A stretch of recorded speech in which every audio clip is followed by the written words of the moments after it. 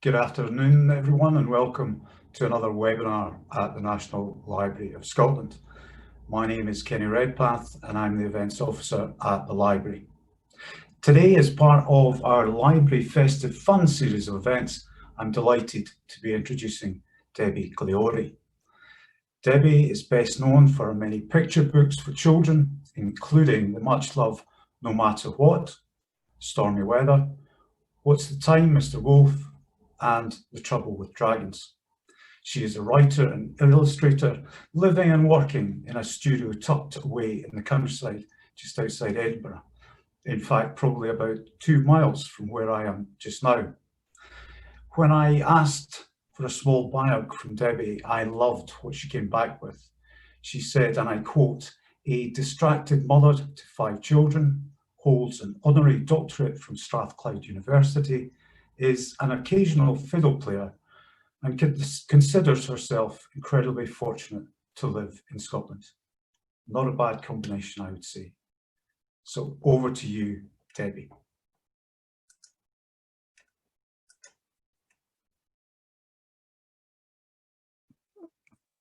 There we go. Hello, I am hoping you can all see me and that the technology has not let us down. My goodness, how reliant are we now on our computers and our broadbands? Anyway, enough of that. Thank you so much for coming to join me in my wintry studio for hopefully an enjoyable story time. Because what could be better when it is cold and dark outside than to curl up somewhere cozy and enjoy a story or two. So without any further ado, our first story is from this book called Dragon Loves Penguin. And in order that I can share the pictures with you, I've put them all together on a slide thing, which I'm hoping is going to work. So bear with me while I faff around for 1 second. Yeah, there we go. Right, that's the front cover. Now, I could have written a different book. I could have written Dragon Loves Lion. Dragon loves guinea pig. Guinea pig loves penguin. But the story behind the story of Dragon Loves Penguin is almost as interesting. Well, I think it's almost as interesting as the book itself.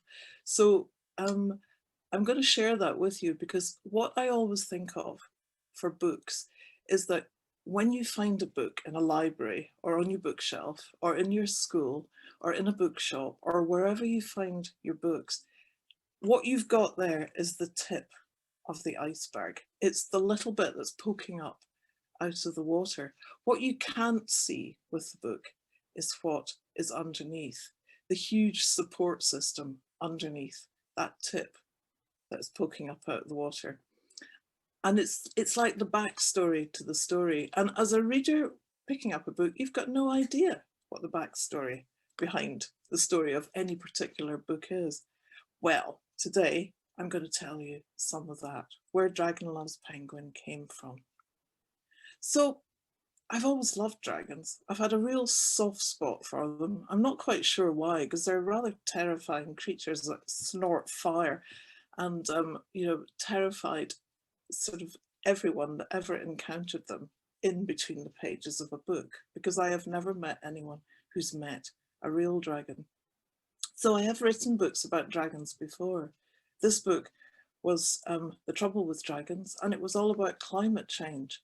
And the villains of the piece in this book were the dragons. The dragons were driving climate change. I thought they were quite a perfect villain because they can fly and they blow out big black smoke out of their noses, just really like we do with our cars.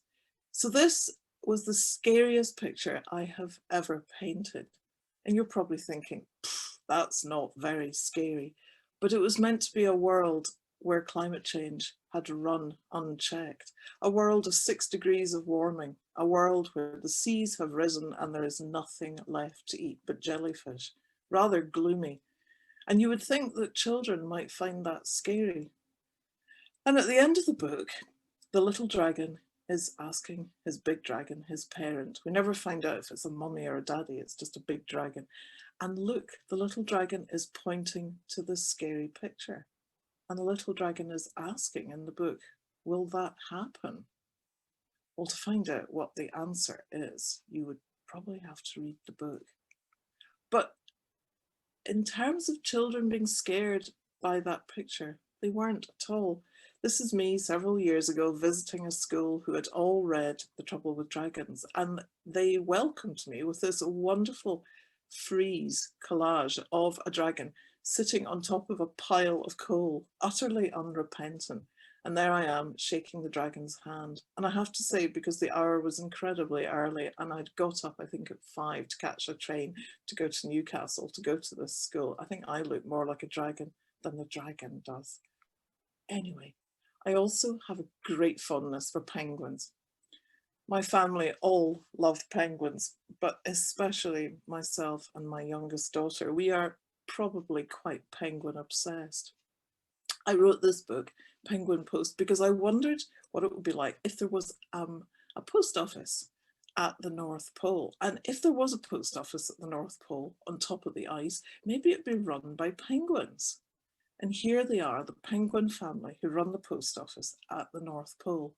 The dad has always got his beak in a book. The mum is getting ready to go on her fishing expedition, wearing some rather splendid stripy bathing shorts and a top. And the little one, who's called Milo, is imagining what it will be like to have a brother or a sister, because mum is with egg. And when the egg arrives, Milo's not quite sure how he feels about it. But what he does know is that because dad has got to look after the egg, because of course penguin daddies do the babysitting, and mum has gone fishing, that means that he, Milo, has got to be the one who delivers the mail round the North Pole. So he's about to set off, and there's his dad saying, "Don't forget your gloves." And there's Milo stuffing parcels into the post sack, and off he goes. One of the places he visits is the hive of Mrs. B.U. Tiffle, and he brings her a tiny sleep suit for her baby, Tiffany. And there is Mrs. Tiffle holding up the sleep suit, and there is Milo looking enormous by comparison to those two little bees. Now, before you say, "Debbie Leori, you are a twit, don't you know that there are no bees at the North Pole?" Of course I know that, but I couldn't resist. I just thought it would be so great to paint this picture and to imagine if there were bees there. On goes Milo, delivering parcel after parcel to Cool Cat and her kittens. And finally, at the end of a very long day, he has one parcel left, and he has to deliver it to Stella Polaris, who lives way up in the sky at the North Pole, because Stella Polaris is the pole star. So up goes Milo, up the rickety rope ladder, carrying his post bag, and he delivers to Stella Polaris loads and loads of little baby stars.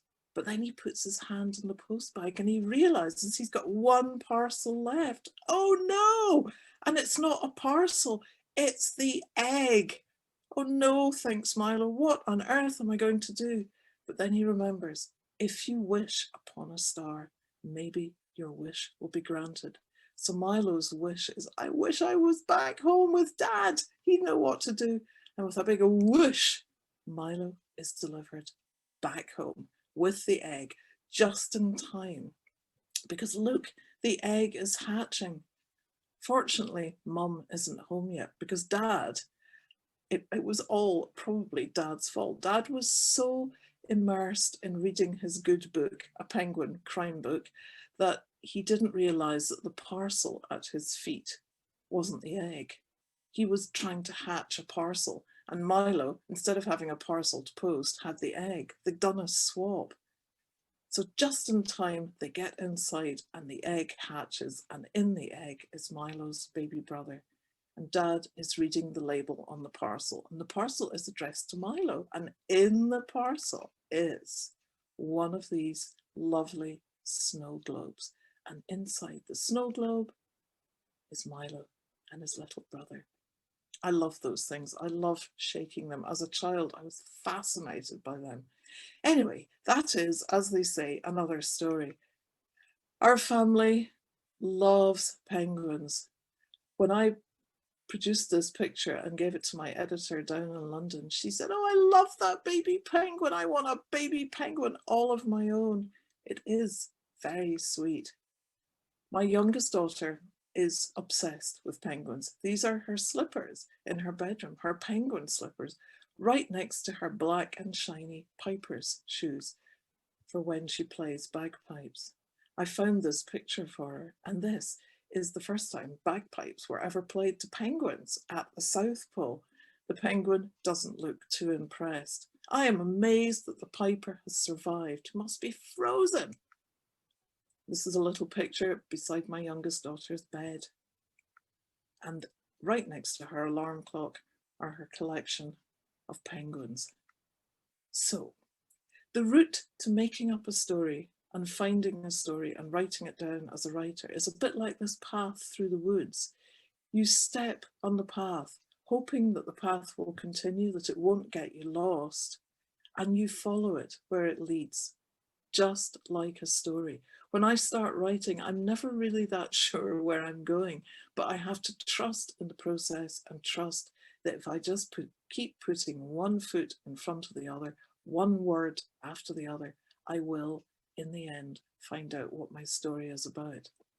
So when I started the process of putting my foot on that metaphorical path to find out what book I was going to write, I didn't even know I was on the path. What I did was I read a book. This is where many adventures start. So this was a book that I read called True North by the lovely Gavin Francis, Edinburgh doctor and author. It's set in the Arctic, and it's the story, the true story of his voyages in the Arctic, in cold and frozen northern lands. And he writes beguilingly and beautifully, and I was enchanted and I loved this book. And at the back of this book was a bibliography, which is a list of the books that Gavin had read as and before and during writing his book, True North. So because I liked his books so much, I thought I'll read some of the books that Gavin read. So I read these 3 books, which were marvelous. I loved them. I really, really enjoyed them. Cold and freezing reading for a winter's evening tucked up by the fire. I love that kind of thing. But then I thought, that's the Arctic. And the Arctic is fascinating, and it's got polar bears and ice and a history of exploration. But what about the other side of our beautiful planet? What about the Antarctic, the South Pole? Well, I started reading about the South Pole, and I read and I read and I read and I read and I read, and I just couldn't get enough of it. I was gripped. All the people who went there and who explored, the history of all these people who wanted to be the first at the South Pole, who wanted to go there, who didn't know what was there, who went there, and it's fascinating. So I kept on going. I read some more. I read and read and read and read. And in the middle of all these books, I found one of the best books I've ever read. And it was this one. Now, when you look at that, you probably think, oh, gosh, that looks really boring. It's grey. And not only is it grey, it's called The Worst Journey in the World. That doesn't sound very exciting. And then you look at the cover, and you can see on the cover, it's a snowfield. Well, that's not very interesting, is it? But across the snowfield are tracks made in the snow. Now you can see the very straight ones that go from the bottom right to the top left are very, very straight. And I wonder if you know what they were made by. They were made by a sledge, a sleigh. And you can see on either side of the straight lines are scuff marks made by something with claws. And that was because the sleigh or the sledge was pulled by dogs. But the bit that really interested me was the wiggly line that goes from the bottom left of the screen to round about the middle of the top of the screen. And it's wiggly, as if whoever made it or whatever made it was shuffling slightly from side to side as they did so. And yes, you've guessed it, that was penguin tracks. And this is where the penguin tracks cross the sleigh tracks. And this book is about the first time human beings encountered penguins. And it is the worst journey in the world. It's the story of three men who went in the teeth of an Antarctic winter to go and retrieve eggs from the emperor penguin colony on the coast of Antarctica. And it was the worst journey. It was so cold. Let me tell you how cold it was. It was over -70. And at that temperature, your teeth freeze. And then they snap off. Ding! And the winds that blow there, as if the cold wasn't enough, the winds are called katabatic winds, and they can blow you flat. They blow at 240 miles an hour. You cannot stand up in that kind of wind. And these men, these three men, including Apsley Cherry Garrard, who wrote this book, they went and they came back with 3 emperor penguin eggs. Now you know how fragile an egg is. Imagine carrying an egg across ice and trying not to slip, trying not to fall down the holes in the ice. Miraculously, they managed to bring eggs back. And even more miraculously, they managed to ship the eggs back to the United Kingdom. And one of those eggs is in the Natural History Museum in London. You can go and see it. And it was the first time human beings had really encountered penguins. Over 100 years ago, if I'd said, yeah, penguins, you'd have gone, what? Because you wouldn't have known what a penguin was. Now they're everywhere. So those 3 men plus several others had a camp in Antarctica because they had to camp there and wait until the conditions were right for their push to the South Pole. And while they were there, they used to paint and draw and write this magazine every month. And the magazine was called the South Polar Times. And there was only 1 copy of the magazine made. And in this picture of the front cover of the South Polar Times for April 1902, you can see lots of penguins, you can see lots of snow, you can see a boat, a ship, a 3-masted ship sitting frozen in the ice. That ship was called the Discovery. It was made of wood. How it got to Antarctica through the icebergs is amazing, and that's a whole story in itself. And should you ever wish to visit that boat, it is moored in Dundee. But what I'm interested in is not the penguins or the ice or the boat, but I am interested. My eye was drawn to that mountain at the back with smoke coming out of the top of it. Now we know what those are called. Those kind of mountains are called volcanoes. I thought, a volcano in Antarctica? What's that about? How can that be? So I looked it up, and it is called Erebus. There it is. And to this day, as I speak to you, that volcano is erupting, just bubbling away in the freezing cold Antarctic air, sending out gouts of steam high up into the blue sky. There it is. And Antarctica will look like that just now, because when we have winter, Antarctica has summer. And it doesn't just have a summer like ours where we have day and night. Antarctica has a summer that is all one day. The sun doesn't go down. And in the winter, it's the same, but the opposite. In the winter, the sun doesn't come up. It's a frightful place, a beautiful place. It is a place that takes no prisoners. And I was really fascinated by it. So I started drawing. I tried to imagine what it was like being there in among the sort of ice mountains. I tried to imagine what it was like being a penguin. And I tried to draw the volcano, Erebus. And that didn't really give any idea of what it would be like in what they call the caldera, the cauldron of the volcano, the place where the lava comes from. So I tried to show it in a really not particularly good drawing, because what really fascinated me, amongst the many things about Antarctica and this volcano, is that what happens when ice hits the unbelievably roasting hot lava is the ice doesn't melt. It does this thing called sublimation. It doesn't go ice, water, steam. It skips out the water stage. It goes straight from ice to steam. So there we go. And I thought, whoa, what an incredible place that must be. And then a little thought crept into my head, and I thought, I wonder what sort of creature would like living on that volcano. And I had a ridiculous idea in my head that perhaps a dragon would enjoy living on that volcano, dipping its cold little toes into the lava to keep them warm. So I started drawing some dragons,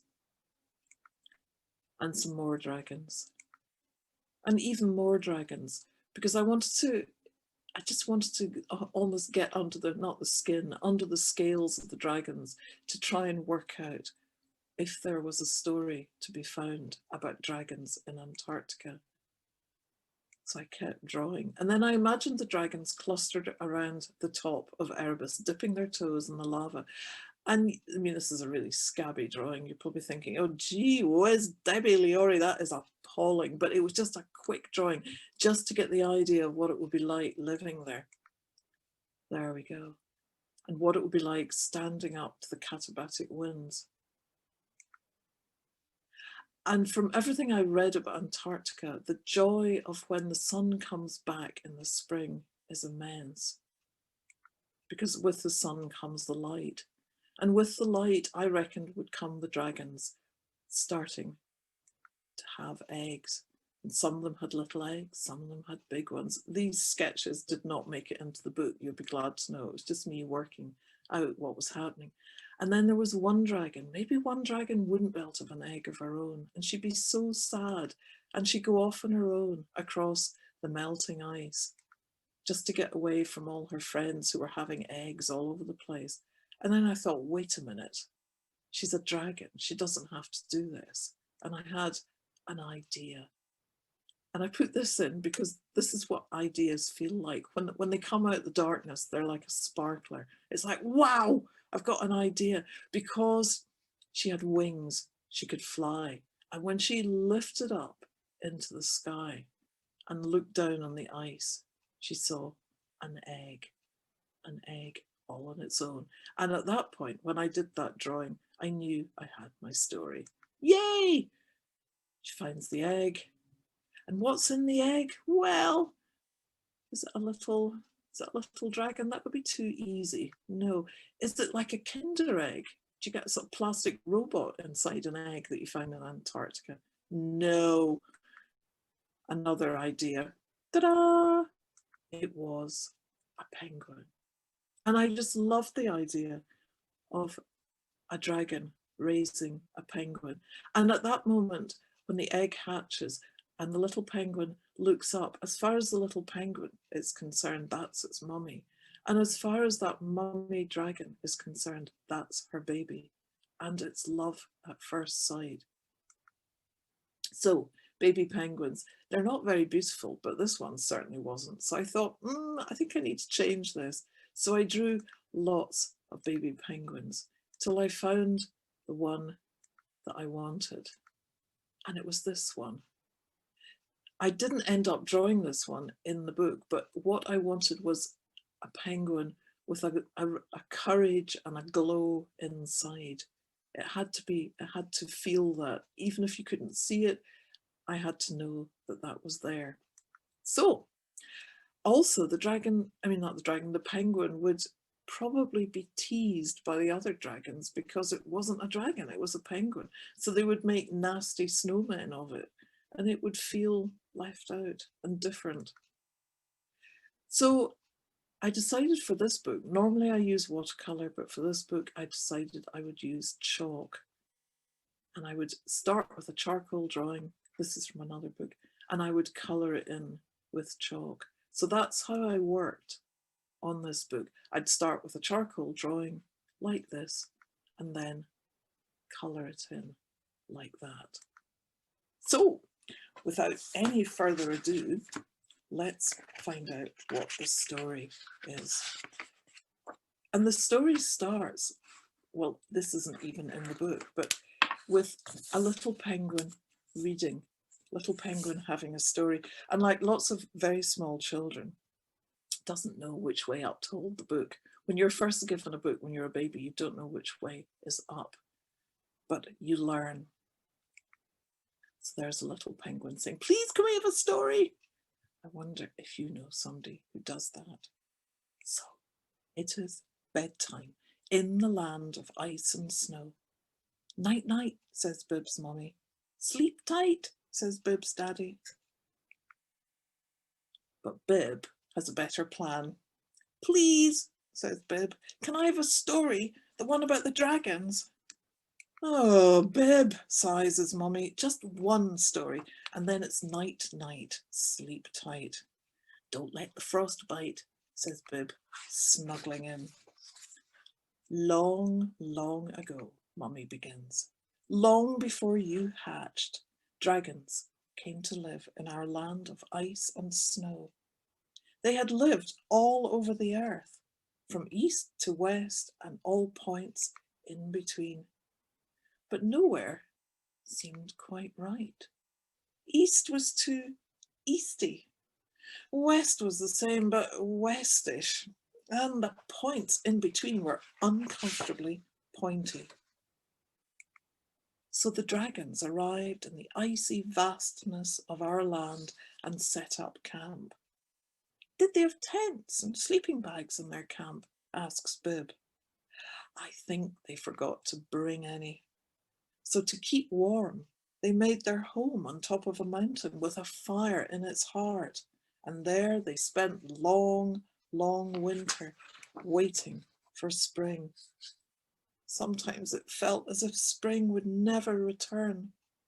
But slowly, the dark skies turned blue, and drip by drip, the ice began to thaw. At last, the sun returned to the frozen land. The dragons loved the sun. They stretched their long necks, spread their wide wings, and polished their hard, shiny scales. And soon after that, the eggs started coming. Eggs with spots, dots, and stripes.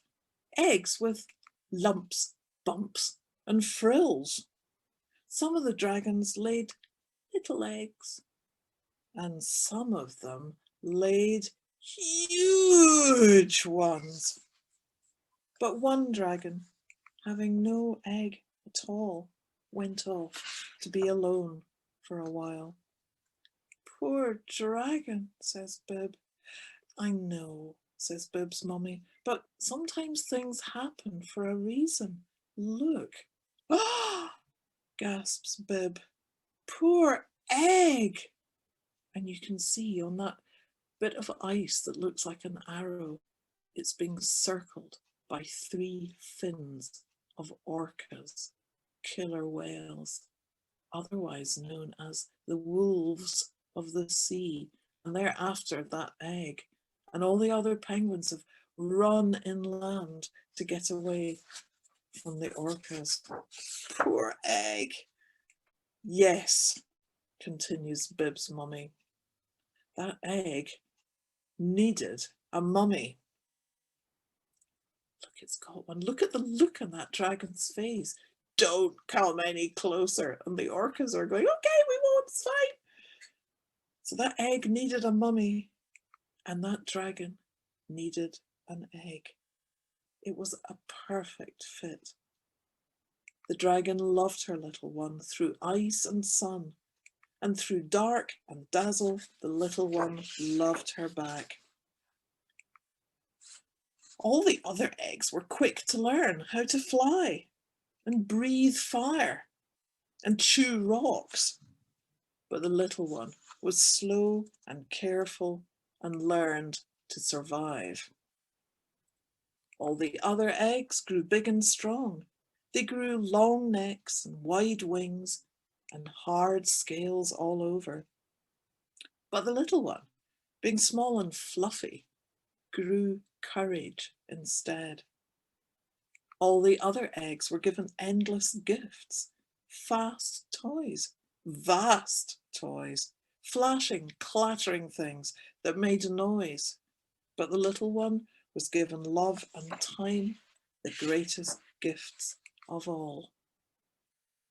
And then one day, the big dragons had to go far away to do big, important things. Left behind, the small dragons grew fretful and cross. They picked fights with each other, and then they turned on the little one. "You're not a proper dragon," they sneered. "You can't fly. You can't breathe fire. You're covered in feathers, you big softy." "We're covered in feathers," said Bib. "Yes," says Mummy, "feathers keep us warm, but they can't keep cold words out." Feeling hurt and sad, the little one went away to be alone for a while. Sometimes things happen for a reason. A real dragon's skin is too scaly to feel the heat, but a soft, feathery dragon can feel the first fiery breath when a volcano wakes up. "Flee for your lives!" the little one screamed. "The mountain is alive!" The small dragons didn't wait to be told twice. They didn't wait for the little one either. The little one tried to fly, but her wings were too small. She tried to run, but the flames ran faster. She screamed for help, but nobody heard. And then she fell over onto her soft, feathery tummy, which was exactly the right thing to do. Down the mountain she went, faster and faster, sliding on her tummy, all the way to the bottom, where she found something waiting for her. Not the orcas, but an egg. The egg was very small, but the little one had more than enough courage for both of them. And thanks to her mummy, the little one knew how to survive through days of dark and dazzle and ice and sun. And later, when the egg hatched, who do you think was inside? "Me!" squeaks Bib. "You," says Mummy. "I was the egg and you were the little one," says Bib. "Yes," says Mummy. "And I knew the best gifts to give you, time and love, just like my dragon mummy gave me. And now it's time to snuggle down." "Read it again," says Bib, "please." "Maybe Granny will tell you the story this time," says Mummy. "Please, please, please," says Bib. "Read the dragon one about you and Mummy and me." "Snuggle down," says Granny. "Close your eyes and I'll begin. Long, long ago, long before you hatched." And that is where the story goes on non-stop. You could just read it again and again. There we go. But we don't have time to do that. Right. I'm going to show you how to draw a penguin very, very simply. You can all see this. I'm going to draw up here. I'm going to start with blue. And I'm going to draw an egg. And I'm going to draw another egg like that. The great thing about drawing anything in the Antarctic is, for an illustrator, there really only are two colours. There's blue and there's yellow. And blue is where there's no sun. And yellow is where the sun falls on the snow. I suppose technically there's white as well for all that snow. Anyway, so we start with an egg like that, and another egg like this. And that is the penguin's body. And for its feet, they are a bit like washing up gloves. And they're sort of, you just take your courage in both hands and draw a wibbly line, a bit like that. And another one, wiggle, wiggle, wiggle. Now I know that doesn't look very much like a penguin's feet, but it's close enough. And to do their little heads, it's almost like you give them a hat, like that. And then colour in their little hat black. I'm using charcoal because it's very quick to draw with for this kind of thing. But you can use whatever you like. You can use paint, you can use felt pens, you can use pencils, you can use crayons, you can use whatever works for you. Now for their faces, it's again an egg for their little mouths. Drop a little egg there, and their eyes are just little dots like that. There we go. Now that does look a bit odd. I'm going to give them a smile in the middle of this little beak. And then for their wings, just add on a wing there and a wing there, and then give them a little coat, which is just on the outside of the egg, like that. There we go. And we colour in the coat and the wings like that. Now the great thing about charcoal is I can just smudge it with my fingers, hopefully, like that. If you want to get fancy, you can colour in the penguin's feet pink. But what I'm going to do is I'm going to do the most important bit, which is the penguin's bib and his beak, and I'm going to colour those in.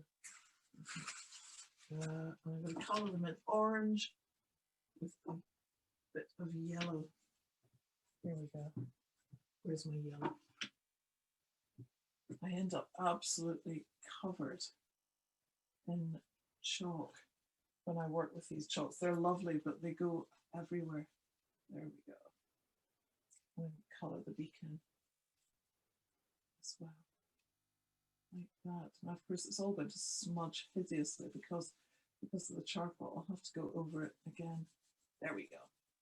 And you smudge down the beak. It looks a bit like he's dropped his breakfast eggs down his chest, but penguins do have this lovely flash of colour on their beaks, like that. There we go. Okie doke. How to draw a penguin. I'm just going to put my hands because they're now absolutely covered in chalk, and I don't want to transfer that onto my book. Right. Okie doke. So why am I drawing penguins? Well, I'm drawing penguins because we've got another penguin story, and this one is very, very Christmassy. Brilliant. This book, obviously about penguins, this book is called All the Way Home. And it's a bit like Dragon Loves Penguin because it's a story about stories. Dragon Loves Penguin was about the stories that we are told that make up our family. That was the story where that little penguin came from, that its history, how it was found and loved to bits by its dragon mummy. This story is the story that a dad tells his little baby, and he's beginning to tell the story in that picture. In fact, he's a very talented penguin, this guy. He is drawing the story on the iceberg as he tells it. What a clever penguin.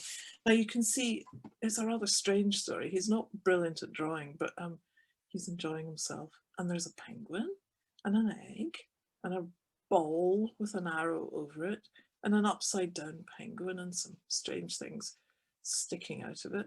And then this rather alarming creature with, ooh, lots of teeth. What is this about? Well, here's the story. Little one, if you promise you'll go to sleep, I'll tell you our story. It's so secret, even your mama hasn't heard it. In penguin families, when the eggs arrive, all the mamas go far away to fish. All the dads are left behind, looking after their egg babies. There's the mummies diving into the water. There's the dads. All the dads looking after their egg babies, huddled outside in dad huddles with nothing to eat. Nothing. Not a thing. By the time your mama had been away for a week, all I could think about was fish. Can you see? There he is, that one little penguin, and his thoughts are in snowflakes, and what he's thinking of is a great big fish. I drifted to the edge of the dad huddle, faint with hunger, when a huge gust of wind plucked us off the ice and carried us away.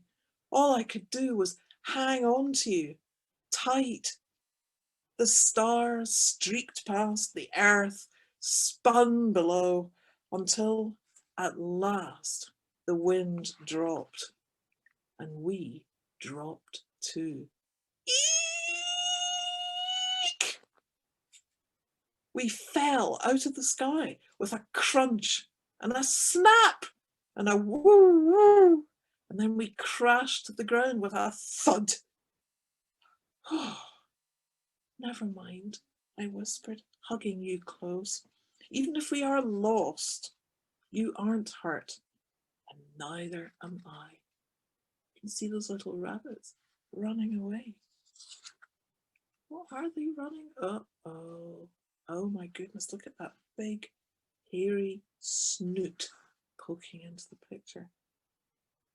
Bravely, I asked a huge, pointy-eared thing where we were, but it just poked its whiskery nose into my tummy, and then this happened. Oops.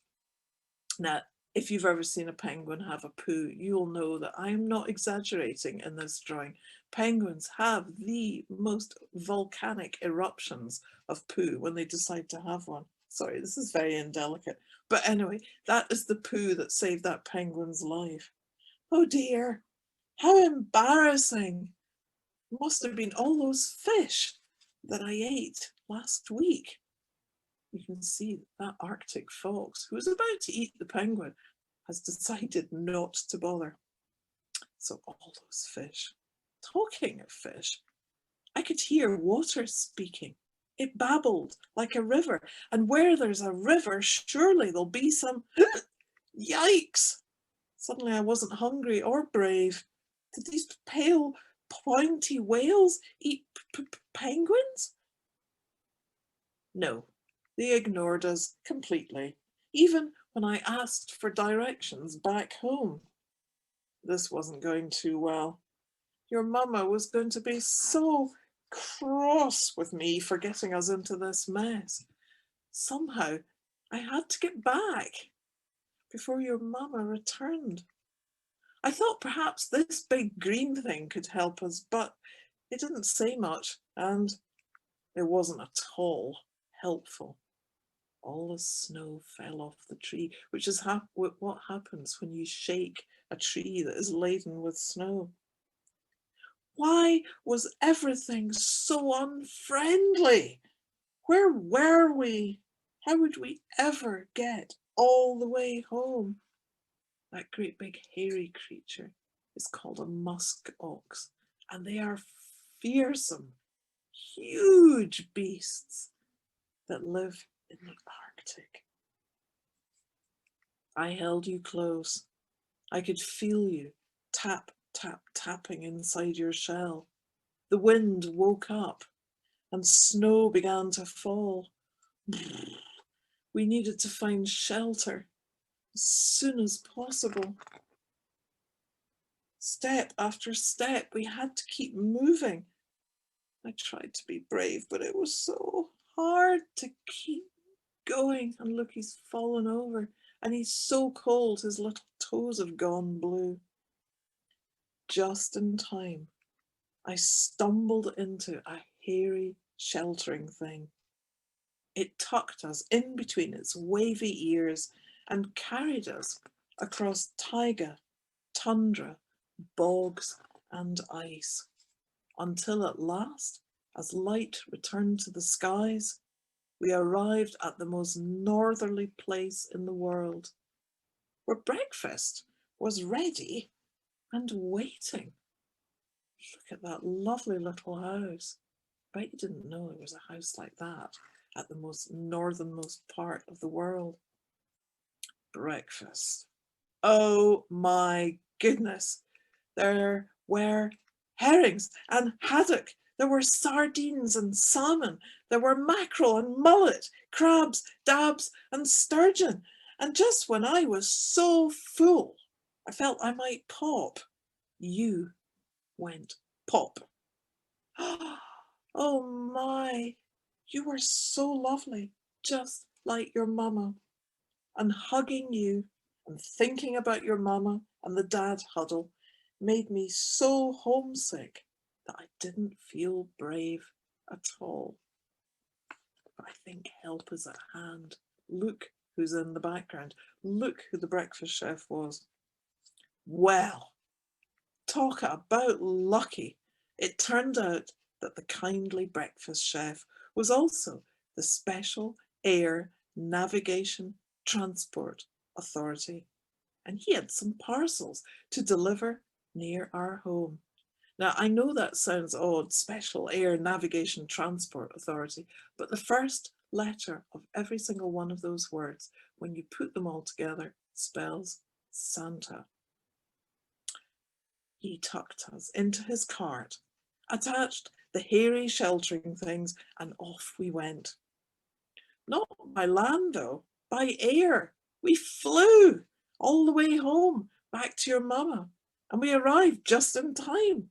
All the mamas were heading home from their fishing trip, and you can see there is the dad running flat out to get back to the dad huddle. Quick, hurry up! And there's the mums just coming in off the ice. With a bit of luck, that mama will not find out that her baby has been all the way around the world and back. Mama spotted us immediately. There she is. She's the one with the curly head. What a beautiful baby, she said, adding, I've been away for ages. Your poor daddy. He must be so hungry and so bored by now. Oh no, you said. We've been far away too. We went on an adventure and brave daddy flew us home. Didn't you, daddy? Flew us home. You can see the dad is thinking, oh no, you're going to tell her we've been all the way. And then he thinks, wait a minute, you said flew. And as we all know, penguins don't fly. So he says, of course, I said, penguins are totally brilliant at flying, aren't they, Mama? Flying, squeaked Mama. What an imagination. I think you're going to be a brilliant storyteller, just like your daddy. It looks like he's got away with it. She thinks the baby penguin was making it up. So, shh, little one, That's our secret, the true story of our adventure at the North Pole and how we flew there and all the way home. And you can see in the picture that the dad has drawn the whole journey, starting with him being blown round the earth, falling through the trees, the Arctic fox, the great big poo, the river, the snowstorm, the musk ox, the unfriendly tree, the reindeer, the fish breakfast, and then flying home. No mention of Santa Claus. Shh, that's a secret. So, I hope you enjoyed these stories, and thank you for visiting with me, and I hope you have a cozy and a happy and a storyful Christmas. Thank you. Thank you so much for that, Debbie. What a delightful way to spend a magical afternoon. That's pure dead brewing. And for those that follow Debbie, they'll know what I mean by that. That's all for us this week, but Joe and myself are back next week when we have 2 more events for you. On Tuesday, 15th of December at 3 p.m. Greenwich Mean Time, we are joined by one of our curators from our Moving Image Archive department, Anne Cameron, who will guide us through some festive films from our collection. Then on Thursday, 17th of December at 7 p.m. GMT, we are delighted that Ian Rankin will be here for an In Conversation event with library curator Rosemary Hall, as they discuss Ian's remarkable archive, which he kindly donated to the library in 2019. So I hope you can join us for those. Very exciting indeed. Finally, on behalf of the National Library of Scotland, thank you everyone who has joined us this afternoon. Stay safe, be kind to yourself, and bye for now.